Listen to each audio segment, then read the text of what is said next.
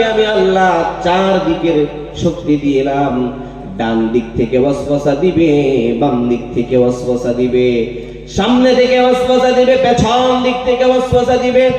কিন্তু আমি আল্লাহ রাব্বুল আলামিনের কোন বান্দা সে যদি তার কপালকে নিচের দিকে সিজদায় অবনত করে দেয় আর তার দু হাতকে আমি আল্লাহর দিকে প্রসারিত করে দেয়, তাহলে তার সকল গুনাহের জন্য আমি আল্লাহ ক্ষমার ঘোষণা দিলাম। কিন্তু সমস্যা হলো আমি আপনি আল্লাহর কাছে ক্ষমা চাইতে জানি না, ক্ষমা চাইতে চাই না। ক্ষমা চাওয়ার দরকার আছে না নাই? মুসলমান ভাইরা আমার, সাইয়েদনা আদম আলাইহিস সালাতু ওয়াস সালাম জান্নাতে থাকা অবস্থায় একটা ভুল করে ফেলেছিল। 350 বছর পর্যন্ত কান্নাকাটি করেছে, আল্লাহ রাব্বুল আলামিনের কাছে তাওবা ইস্তেগফার করেছে। আল্লাহ রাব্বুল আলামিন সাইয়েদনা আদম আলাইহিস সালাতু ওয়াস সালামকে আল্লাহ নিজেই শিখিয়ে দিয়েছেন। আল্লাহ বললেন, হে আদম, তুমি আমার কাছে এমন করে দোয়া করো আর তোমার দোয়াগুলো কবুল করা হবে।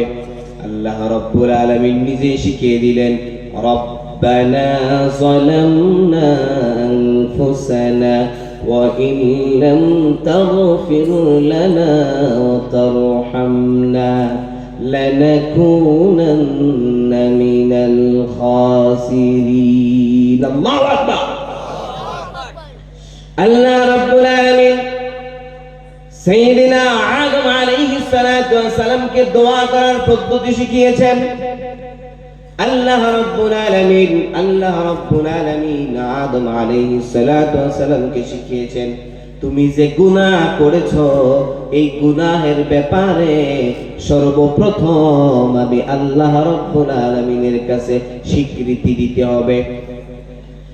আল্লাহ রাব্বুল আলামিনের কাছে স্বীকারোক্তি দিতে হবে যে আল্লাহ, আমার দ্বারা অপরাধ হয়েছে, গুনাহ হয়েছে, অন্যায় হয়েছে। তুমি যদি তোমার অপরাধ স্বীকার করে নাও তাহলে তোমাকে যিনি ক্ষমা করে দিবেন তিনি কে? আল্লাহ বলেন, রব্বানা যালামনা আনফুসানা। আদম, তুমি বলো, আল্লাহ, আমি নিশ্চয় আমার নফসের উপর জুলুম করেছি। আল্লাহ রাব্বুল আলামিন নিষেধ করেছিল। আল্লাহ রাব্বুল আলামিন জান্নাতের নির্দিষ্ট একটা গাছের ফল খেতে নিষেধ করেছে। আদম আলাইহিস সালাতু ওয়াস সালাম শয়তানের প্ররোচনায় ওই ফল খেয়ে ফেলেছিল। তাহলে সে নিজের উপর জুলুম করেছে কি করে নাই? সে নিজের উপর জুলুম করেছে, আল্লাহর আদেশ অমান্য করেছে। এখানে দুইটা জিনিস বোঝা আছে। আদম আলাইহিস সালাতু ওয়াস সালাম ভুল করেছে, ভুল করার পরে সে দুনিয়াতে নবী হয়ে প্রেরিত হয়েছে। আবার ইবলিসও ভুল করেছে, কিন্তু আল্লাহ রাব্বুল আলামিন তাকে মারদুদ হিসেবে ঘোষণা দিয়েছে। আপনি যদি অপরাধ করেন, অপরাধ করে যদি স্বীকারোক্তি দেন, অপরাধ করে যদি অপরাধের উপর অটল না থাকেন, তাওবা করে ফিরে আসেন, তাহলে যিনি ক্ষমা করে দিবেন তিনি কে? গুনাহ করার পরে গুনার মধ্যে অটল থাকা যাবে না। ইবলিস গুনাহ করেছিল, আল্লাহ রাব্বুল আলামিনের আদেশ অমান্য করেছে। আদম আলাইহিস সালাতু ওয়াস সালাম আল্লাহ রাব্বুল আলামিনের আদেশ অমান্য করেছে। তাহলে দুইজনের অপরাধ সমান নাকি? সমান না? উনিও, ইবলিসকে আল্লাহ বলছে আদমকে সিজদা করো, আর ইবলিস বলছে সিজদা করা যাবে না। আদম আলাইহিস সালাতু ওয়াস সালামকে আল্লাহ ফল খেতে নিষেধ করেছে, কিন্তু উনিও ফল খেয়ে ফেলছে। অমান্যর দিক থেকে দুইটা সমান না। কিন্তু আদম আলাইহিস সালাতু ওয়াস সালাম তিনি যে ভুল করেছে এই ভুলের স্বীকারোক্তি দিয়েছে, আর ইবলিস এই ভুলের স্বীকারোক্তি তো দেয় নাই, বরং আল্লাহ রাব্বুল আলামিনের সাথে তর্ক বিতর্ক করেছে। ঠিক কিনা? মুসলমান ভাইরা আমার, ইবলিসকে আল্লাহ রাব্বুল আলামিন আদম আলাইহিস সালাতু ওয়াস সালামকে সিজদা করার কথা বলছিলেন। আদম আলাইহিস সালাতু ওয়াস সালাম মাটির তৈরি আর ইবলিস হলো আগুনের তৈরি। ইবলিস আল্লাহ রাব্বুল আলামিনকে যুক্তি দিলেন, আল্লাহ আগুনের স্বভাব হলো ঊর্ধ্বগতি আর মাটির স্বভাব হলো নিম্নগতি। আমি আগুনের তৈরি হয়ে মাটিকে সিজদা করব, এটা কেমন কথা? আল্লাহ রাব্বুল আলামিনের সাথে কোনো আর্গুমেন্ট চলে নাকি? আল্লাহর সাথে আল্লাহ যদি আপনার একটা হাত অবশ করে দেয়, আপনি আল্লাহকে জিজ্ঞেস করতে পারবেন নাকি যে আল্লাহ একটা হাত কেন অসুস্থ করে দিলা? কারণ সকল ক্ষমতার মালিক যিনি, তিনি কে? আরো জোরে বলেন, তিনি কে? আল্লাহ রাব্বুল আলামিন পবিত্র কোরআনুল কারীমের 66 নম্বর সূরা সূরা মুলকের প্রথম নম্বর আয়াতে আল্লাহ চমৎকার ভাবে জানিয়ে দিলেন, তাবারাকাল্লাযী বিয়াদিহিল মুলকু ওয়া হুয়া আলা কুল্লি শাইইন কাদির। আল্লাহু আকবার। সকল দুষ্টুটি, দুর্বলতা এবং অক্ষমতা থেকে মুক্ত শিশু মহান বরকতময় সত্তা, যার হাতে রয়েছে চূড়ান্ত ক্ষমতা এবং যিনি সকল বিষয়ের উপর চূড়ান্ত ক্ষমতাবান। তাহলে বুঝে থাকলে বলুন, সকল ক্ষমতার মালিক যিনি, তিনি কে? আর জোরে বলেন, তিনি কে? আল্লাহ রাব্বুল আলামিন সকল ক্ষমতার মালিক। আল্লাহ রাব্বুল আলামিন নির্দেশ দিয়েছেন তোমার 5 ওয়াক্ত নামাজ আদায় করতে হবে, কিন্তু আমরা কি মানি নাকি? মানি আমরা? আল্লাহ বলেছেন বান্দা সুদ খাওয়া যাবে না, খাই নাকি? আল্লাহ বলেন বান্দা কোনো বেগানা নারীর দিকে তাকানো যাবে না, তাকাই নাকি? আপনি নিজে নিজের বিচার করেন। এখানে আপনার আদালতে দাঁড়ানোর প্রয়োজন নাই। মানুষের বিবেক হলো শ্রেষ্ঠ বিবেক, শ্রেষ্ঠ আদালত, ঠিক কিনা? মানুষ যদি তার বিবেককে জিজ্ঞেস করে, প্রশ্ন করে, আল্লাহ রাব্বুল আলামিন 5 ওয়াক্ত নামাজ পড়ার নির্দেশ দিয়েছেন, কিন্তু ফজর গেল, যোহর গেল, আসর গেল, মাগরিব গেল, আমি বান্দা ফিরে আসলাম না। আল্লাহ রাব্বুল আলামিনের ফেরেশতারা আল্লাহ রাব্বুল আলামিনের কাছে জানতে চাইল, আল্লাহ তোমার এই বান্দা সকাল থেকে সন্ধ্যা পর্যন্ত তোমার একটা ইবাদত করে নাই, একবার তুমি আল্লাহকে আল্লাহ বলে ডাক দেয় নাই, তার খানা পিনা বন্ধ করে দিব নাকি? আল্লাহ বলেন না না না, আমার বান্দা হয়তো রাতের বেলা ফিরে আসবে।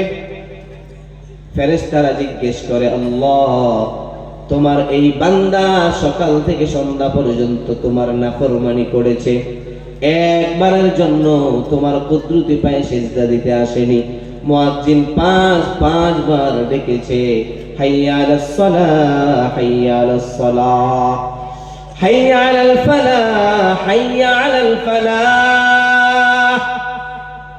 মুয়াজ্জিন 5 বার ডেকেছে, নামাজের দিকে আসো, নামাজের দিকে আসো, কল্যাণের দিকে আসো, কল্যাণের দিকে আসো, কিন্তু তোমার বান্দা একবারের জন্য সাড়া দেয়নি। তাহলে তার শ্বাস আল্লাহ বন্ধ করে দিব নাকি? আল্লাহ বলেন না না না, আমার বান্দা হয়তো রাতের বেলা ফিরে আসবে। আমি আপনাকে বলি, আমার আপনার মতো কপাল পোড়া কে আছে? আল্লাহ বারবার আমাকে আহ্বান করার পরেও রাতের বেলা তাওবা না করে বিছানার সাথে পিঠ লাগিয়ে দিলাম। এমন কপাল পোড়া আছে না নাই? সকাল থেকে সন্ধ্যা পর্যন্ত নাফরমানি। আল্লাহ অপরচুনিটি দিয়েছেন, সুযোগ দিয়েছেন যে বান্দা তুমি অপরাধ করেছো, আমি আল্লাহ তো তোমাকে বিপদ আপদ দিয়ে মুসিবতে ফেলে দেইনি। আমি আল্লাহ তোমাকে বিভিন্ন প্রকারের রুট অ্যাক্সিডেন্ট, অমুক তমুক বিভিন্ন বালা মুসিবত দিতে পারতাম, আমি আল্লাহ সেটা তো করিনি। আমি আল্লাহ তোমার রিজিক বন্ধ করে দিতে পারতাম, আমি আল্লাহ তোমার রিজিকও বন্ধ করিনি, কিন্তু তারপরেও কি বান্দা তুমি ফিরে আসবে না? তারপরেও কি বান্দা ফিরে আসবে না?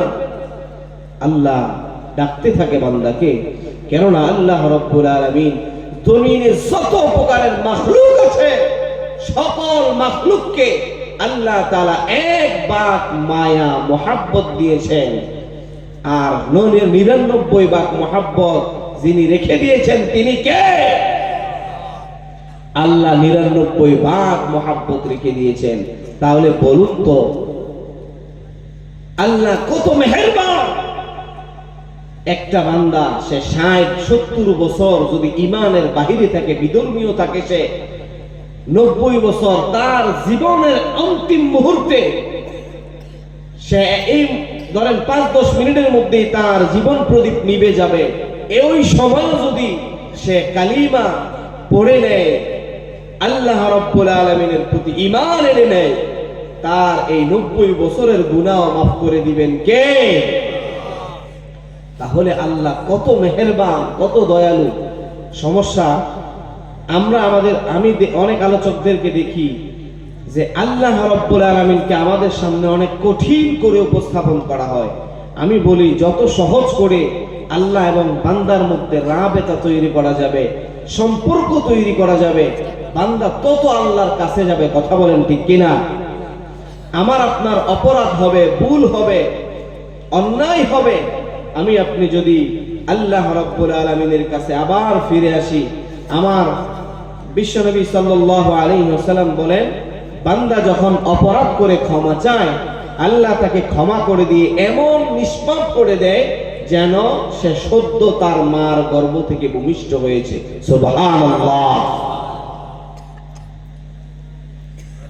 সব গুনাহ আল্লাহ ক্ষমা করে দেয়।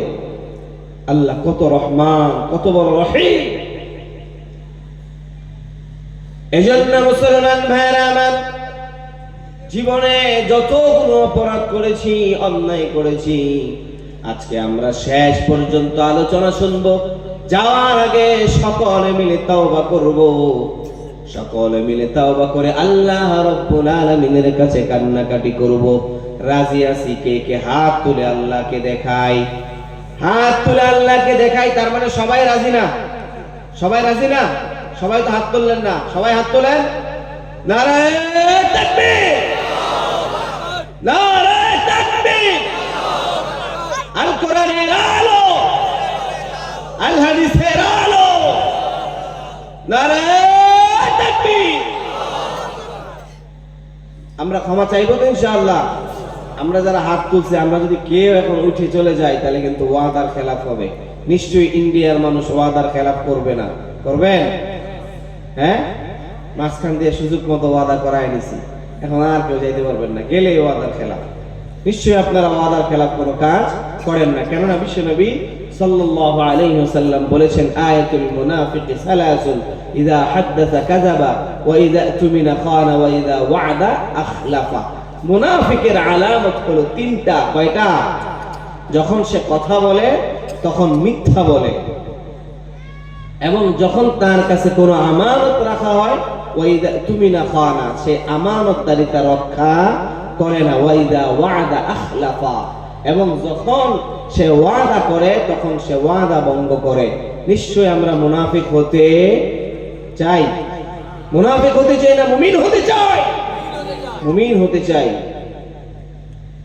আল্লাহ রাব্বুল আলামিন কোরআনুল কারীম আমাদেরকে জানিয়েছেন, ইন্নাল মুনাফিকিনা ফিদ দারকিল আসফালি মিনান নার। জাহান্নামে সর্বনিম্ন স্তর হবে মুনাফিকের। এবার আপনি বুঝে চলে যাবেন? মুনাফিক হতে চান? নিশ্চয়ই আমরা কেউ মুনাফিক হতে চাই না, আবার কেউ জাহান্নামের সর্বনিম্ন স্তরেও থাকতে চাই না। চাই আমরা? জাহান্নামের সর্বনিম্ন স্তরেও যাওয়া যাবে না, মুনাফিকের কাজও করা যাবে না। আল্লাহ আমাদেরকে তৌফিক দান করুক, প্রত্যেকে বলে আমিন। যেখান থেকে আলোচনা শুরু করেছিলাম ওখানে আর যাইতেই পারি না এখনো পর্যন্ত। আপনারা কতক্ষণ থাকবেন? যতক্ষণ আপনারা আছেন আমি ইনশাআল্লাহ আলোচনা চালিয়ে যাব আশা করি। তবে আমার জন্য একটু দোয়া করেন, কারণ গতকালকে 18 ঘন্টা জার্নি করে এসে তারপরে প্রোগ্রাম করেছে এবং মাহফিল হয়েছে সারা রাত। আমি 1টার দিকে বসছি, 4টা পর্যন্ত আলোচনা হয়েছে। আজকে এখনো শরীরটা অনেক ক্লান্ত, কথা বলতে অনেক কষ্ট হচ্ছে। তারপরও আপনাদের এই উপস্থিতি দেখে, বিশেষ করে আমি এসেই দেখলাম আলহামদুলিল্লাহ আপনাদের এলাকায় আমাদের দেওবন্দি গণনার অনেক উলামায়ে কেরাম আছে। এটা আপনাদের জন্য অনেক বড় নিয়ামত। কারণ যেই সব এলাকায় হক্কানি আলেম ওলামা থাকবে ওই সব এলাকায় বেদাত কম হয়, কথা বলেন ঠিক কিনা? ওই সমস্ত এলাকা থেকে বদদিনী দূর হয়ে যায়, কথা বলেন ঠিক কিনা? এই জন্য মুসলমান ভাইয়েরা আমার যেটা বলতে চাচ্ছি, আপনারা আমরা এই আমাদের আলেমগুলোকে যদি আমরা মূল্যায়ন করি, বিশেষ করে যে সমস্ত যুবক ভাইয়েরা এত পরিশ্রম করে এত কষ্ট করে আজকের এই মাহফিলের ইন্তজাম করেছেন, এই মাহফিলের আয়োজন করেছেন, তাদেরকে ধন্যবাদ দেওয়ার দরকার আছে না নাই? দিবেন আপনারা ধন্যবাদ?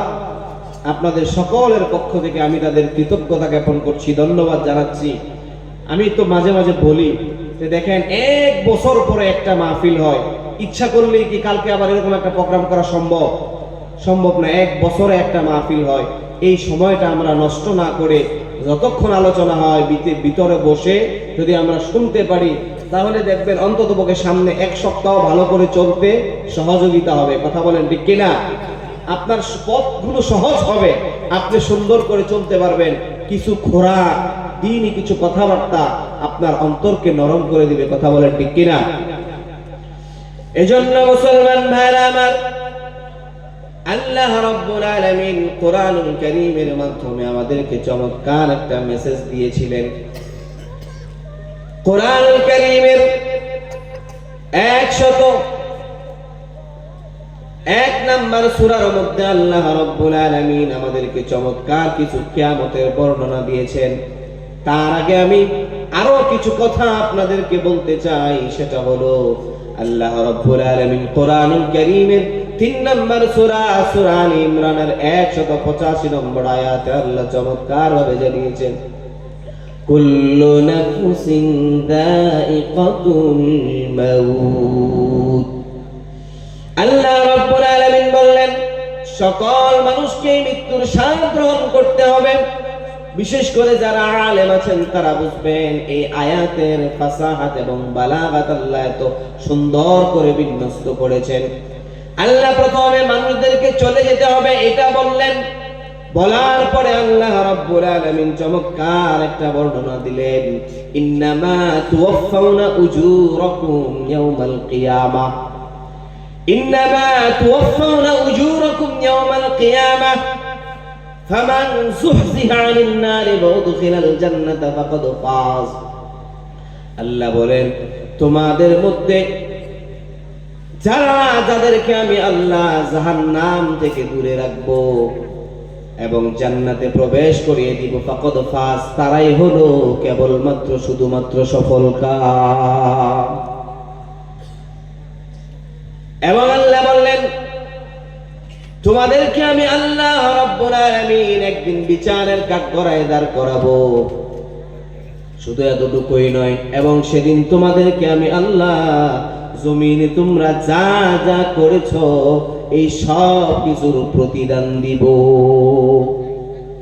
যেদিন আল্লাহ আমাদেরকে সব কিছুর প্রতিদান দিবে সেই দিনটা কোন দিন? ইয়াউমাল কিয়ামা। কোন দিন? ইয়াউমাল কিয়ামা। এজন্য আল্লাহ রাব্বুল আলামিন বললেন ওয়া ইন্নামা তুওয়াফাউনা উজুরাকুম ইয়াউমাল কিয়ামাহ, আমি আল্লাহ তোমাদেরকে কিয়ামতের দিন তোমাদের ভালো মন্দের হিসাব দিব। ফামান যুহজিহা আনিন নারি ওয়া উদখিলাল জান্নাতা ফাকাদ ফাজ, এবং তোমাদের মধ্য থেকে যাদেরকে আমি আল্লাহ জাহান্নাম থেকে দূরে রাখবো এবং যাদেরকে আমি আল্লাহ জান্নাতে প্রবেশ করিয়ে দিব, তারাই হবে একমাত্র সফলকাম। এই বর্ণনাটা দেওয়ার পরে আল্লাহ রাব্বুল আলামিন এত চমৎকার একটা কথা বলেছেন, আমি এই আয়াত নিয়ে যখন গবেষণা করি মাঝে মাঝে আমার চোখ দিয়ে অটোমেটিক পানি আসতে থাকে। আল্লাহ এত কিছু বলার পরেও আল্লাহ দুনিয়ার ব্যাপারে কি বলেছেন জানেন নাকি? ওয়ামাল হায়াতুদ দুনিয়া ইল্লা মাতাউল গুরুর।